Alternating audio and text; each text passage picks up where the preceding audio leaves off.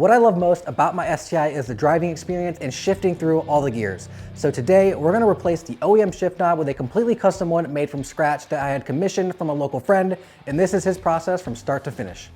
I'm Mike, the Knob Daddy, and I make custom shift knobs. I'm a father and a husband and a machinist first off. I've been doing that for 12 years now. I like to try everything and make everything that I can try. And I needed something that I could raffle off at our Subaru meets, and I wanted to think car related, something handmade and custom that I could do, and what better than something that we use every single day in our car, shift knobs. I can create a variety of shift knobs from resin only, wood only, and then a mixture of resin wood hybrid. In the process to making a resin only blank and a resin only shift knob, I get my PVC, 2-inch PVC blank that I've got. I have to hot glue a cap on the bottom of it. I figured this out over the years now. It's the easiest route around it. And I spray the inside of that mold with mold release. Very critical process. And I have the colors that the customers picked out for me, up to 4 colors I usually use. Anything more than that gets a little bit cluttered, but I get those pigments together. I have 1 part resin and 1 part hardener downstairs. I use a local company of resin, Alumilite. They're local to the state of Michigan. I'm supporting the state. It's just what I do. I love that. And they make a great product. It's been working great for me over the years.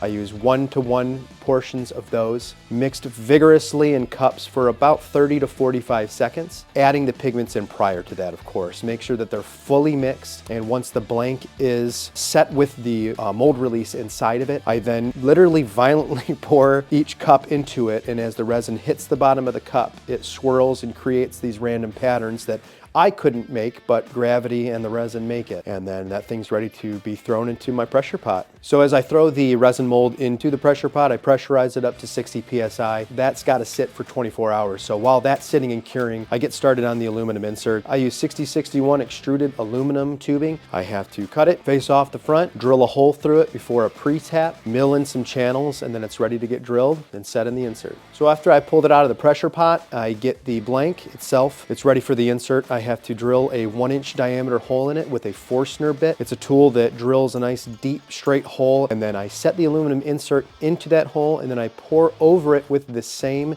2-part Amazing Clear Cast, and then that has to cure for another 24 hours as well, so that insert is not going anywhere. I then have to use a mandrel to mount it onto my lathe. Over the years, I have created a series of mandrels with different thread pitches and sizes for different makes, models, and thread pitches like that. And the very typical one for Subarus is M12 by 1.25.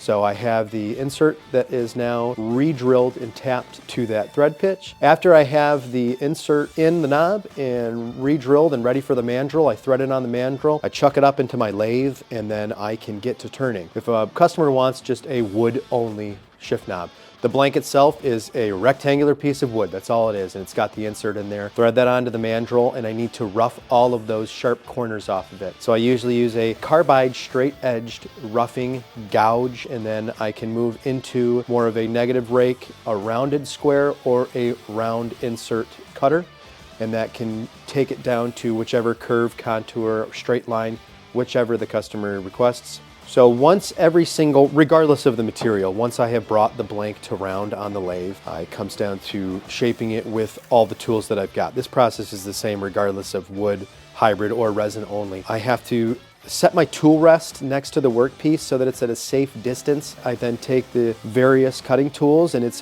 a leverage thing. It's a feel that I've learned over the years, and any wood turner can tell you exactly the same, but your angle has to be right.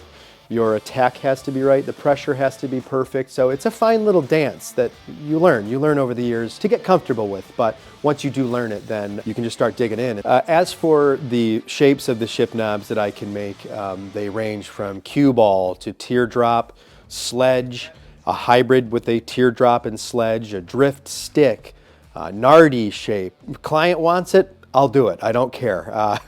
My favorite one that I've come up with lately, it's more of a hybrid between a cue ball top, light ball shape, if you would, with a flared base on the bottom. It's a super comfortable knob for daily driving and track driving It's definitely one of my favorites. Once I have everything rough turned to its pretty basic shape and size, I can then move on to sanding. I typically start off with an 80 grit rough sand to get rid of any of the weird fine lines that I might have missed with the tools. And then I'll move forward to a 150 and a 320 in dry. Sanders of any type will know you can't miss a step in sanding or you're gonna end up doing it twice. So after I'm done with the dry 320, I then move on to wet sanding with a wet 320, a wet 600, then to either 1000 or a 1500. So once I'm done with my wet sanding for the resin only shift knobs, I move on to a series of compounds and polishes.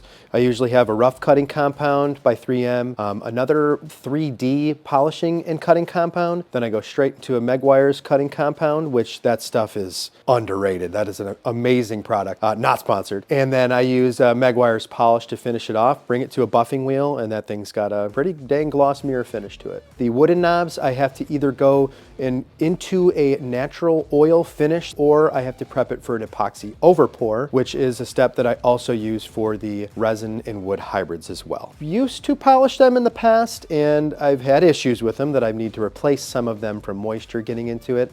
So I've moved on to using a process that I found out that some cup turners, these Etsy moms that like to make their custom tumblers, I've figured it out from them. They have a rotisserie that they put these things on and it spins at a very slow rate, and I use a thin layer of the same Alumilite Amazing Clear Cast as a coating agent, and I brush it on. The rotisserie spins and evenly coats the knob, and I let that cure overnight and then fully cure again for 48 hours, and it comes off with just a beautiful gloss finish.